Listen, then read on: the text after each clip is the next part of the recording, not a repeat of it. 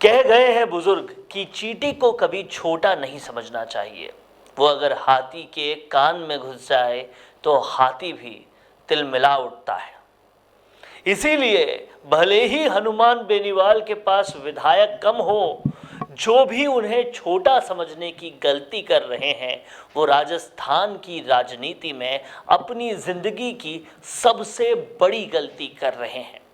हनुमान बेनीवाल की अब अगली जो चाल है, अब अगला जो भूचाल वो लाने वाले हैं, अगला जो सियासी महामंत्र उनका जो है और अगली सियासत में जो उनकी रणनीति है, वो कहीं ना कहीं राजस्थान सरकार की सत्तारूढ़ पार्टी कांग्रेस को पूरी तरह से खत्म कर देगी। जो कांग्रेस ये ख्वाब सजाए बैठी है कि अब तो फिर से सरकार बनाएंगे, अब तो सरकार में आएंगे, इतनी सारी योजनाएं दी है, वापस से गद्दी लेकर जाएंगे, उनका सपना कहीं ना कहीं हनुमान बेनीवाल खत्म करने का पूरा प्लान बना चुके हैं। इसे समझना इस तरह से चाहिए कि हनुमान बेनीवाल की जो अगली रणनीति है वो कांग्रेस का सबसे बड़ा वोट बैंक खत्म करने की तरफ आगे बढ़ रही है। कैसे वो करेगी, क्या वो होगा, ये सब कुछ इस वीडियो में हम आपको समझाने वाले हैं। इसके लिए इस वीडियो को आखिर तक ज़रूर देखिएगा और आपने अगर अभी तक राजस्थान संवाद को सब्सक्राइब नहीं किया है तो तुरंत कर लीजिए, क्योंकि यहाँ से दिलचस्प विश्लेषण और राजनीति को समझने वाला विश्लेषण आपको कहीं और नहीं मिल सकता।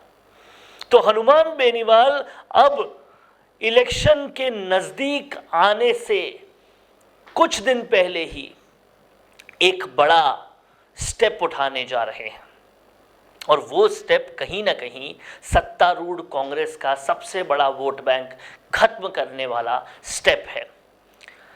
भारत ही नहीं, राजस्थान भी कहीं ना कहीं सबसे ज़्यादा यहाँ पर वोट बैंक युवाओं का होता है, इसीलिए हमें सबसे युवा देश कहा जाता है। और कांग्रेस ने योजनाएं तो बहुत लाई, लेकिन कहीं ना कहीं युवाओं को रिझाने में नाकामयाब रही।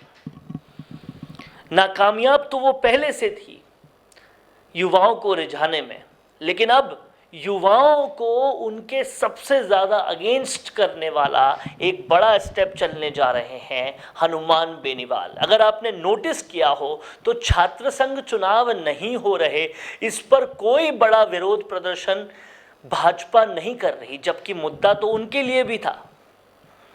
और सभी जानते हैं कि ये छात्र संघ चुनाव इसलिए नहीं हो रहे क्योंकि सत्तारूढ़ पार्टी कांग्रेस डर रही है कि अगर एनएसयूआई हार जाती है तो वो किस मुंह से मेन इलेक्शंस में जाएंगी।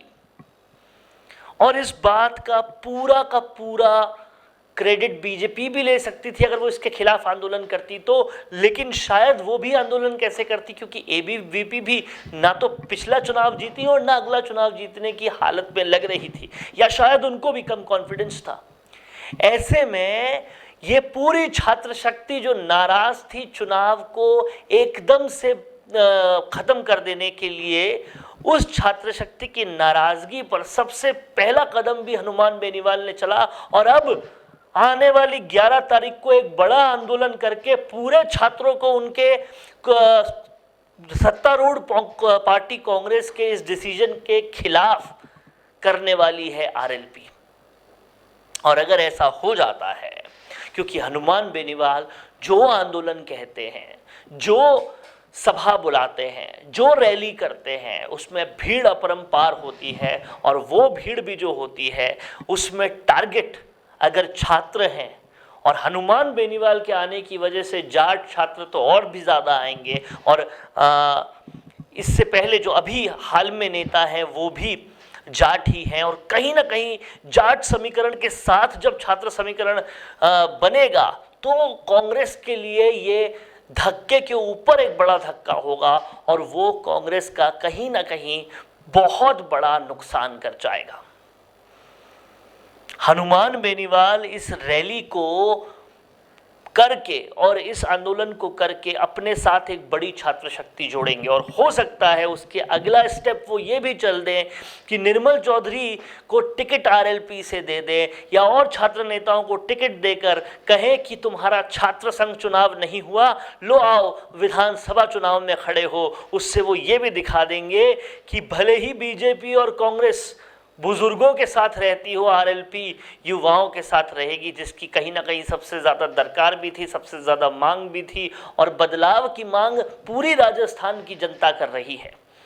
ऐसे में हनुमान बेनीवाल की ये रणनीति कि युवा और जाट दोनों को एक साथ साधें और बीजेपी और कांग्रेस दोनों पर निशाना होगा, ये बहुत बड़ा। और कहीं ना कहीं अगर ऐसा हो जाता है और उसके बाद हनुमान बेनीवाल टिकट वितरण में भी युवाओं को तवज्जो दे देते हैं, तो वो एक बहुत बड़ा मैसेज होगा, न केवल राजस्थान में बल्कि पूरे देश में होगा कि युवाओं के साथ खड़े होने वाला हनुमान बेनीवाल है। अच्छा, ये इसलिए भी ज़्यादा ज़रूरी है क्योंकि हनुमान बेनीवाल आज तक भी जिसके साथ खड़े हुए हैं, दूर तक रहे हैं, हमेशा रहे हैं और उस स्टैंड के लिए बड़ी बड़ी कुर्बानियाँ भी दे दी है। आप समझिए, सबसे पहले वो किसानों के साथ थे, तो किसानों के साथ वो आज तक है और किसानों का साथ देने के लिए इतना साथ दिया कि देश में की सत्ता में सबसे बड़ी पार्टी बीजेपी का जो घटक दल है एनडीए, उसकी पार्टी होने के बावजूद उनका साथ छोड़ दिया किसानों के लिए। ये हनुमान बेनीवाल है। और अगर वो किसानों के अलावा जाटों के साथ है तो आप देखिए किस तरीके से साथ है कि भारत में भी राजस्थान का मामला भी ना हो अगर और पूरे भारत का मामला हो और जाट खिलाड़ी धरने पे बैठे हो, वो वहाँ पे भी जाएंगे और उनका साथ देंगे। ऐसे में अब अगर वो युवाओं के साथ आ रहे हैं तो उनका भी साथ दूर तलक देंगे। युवाओं का मुद्दा उठाया है तो वो भी दूर तलक उठाएंगे। और सब जानते हैं कि साफ गोही से कहने वाले और खरी खरी सुनाने वाले हनुमान बेनीवाल ऐसे नेता हैं। और अगर उन्होंने ये मुद्दा भी चुन लिया तो एक बड़ा वोट बैंक वो कमाएंगे, बीजेपी कांग्रेस का वोट बैंक तोड़ जाएंगे। सबसे ज़्यादा नुकसान सत्तारूढ़ कांग्रेस को होगा और हनुमान बेनीवाल कहीं ना कहीं अपनी राजनीति को और बड़ा कर जाएंगे। तो कैसा लगा दोस्तों आपको हमारा ये वीडियो? अगर पसंद आया है तो ज़्यादा से ज़्यादा लाइक कीजिए और कमेंट में बताइए कि क्या आप मानते हैं हनुमान बेनीवाल का ये कदम, हनुमान बेनीवाल की ये चाल एकदम चेक एंड मेट करने वाली है।